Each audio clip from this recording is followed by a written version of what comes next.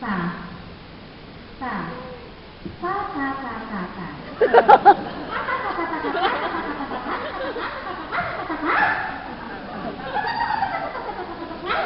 Hindi dinagin ni ate yun.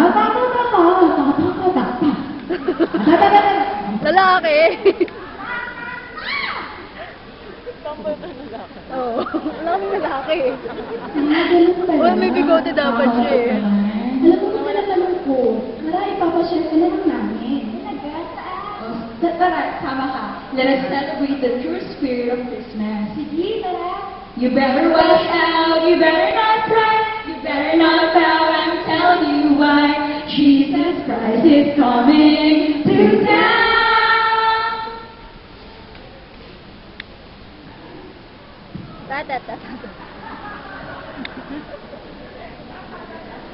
Nice.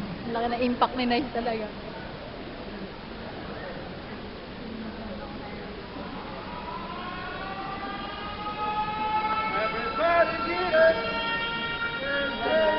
Ingay mo talaga ko eh. Palibasa sa inyo kami nagpa-practice eh.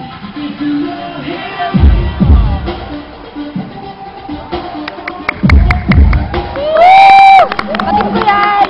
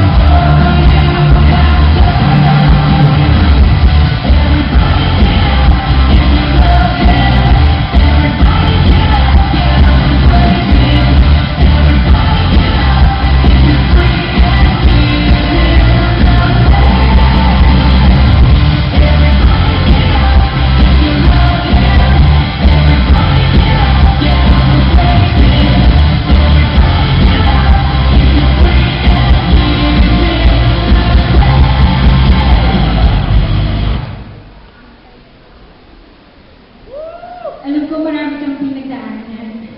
Ngayon, Dinaanan talaga. hindi naman dito nagdadaan sa mga pagsubok. At ngayon, alam ko na, nang pinakahulugan ng Pasko ay righteous and holy living,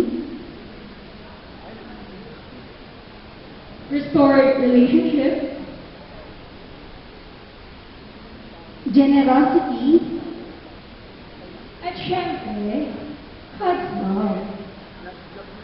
Maraming salamat sa inyo mga kaibigan.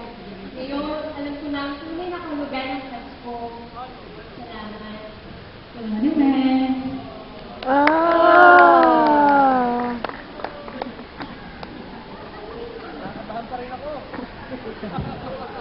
Lord, maraming salamat po sa araw na to. Kasi ngayon, alam ko na ang tunay na kahulugan ng Pasko. ito ay sa iyo na makukuha at tunay na kaligayahan at kapayapaan. Maraming salamat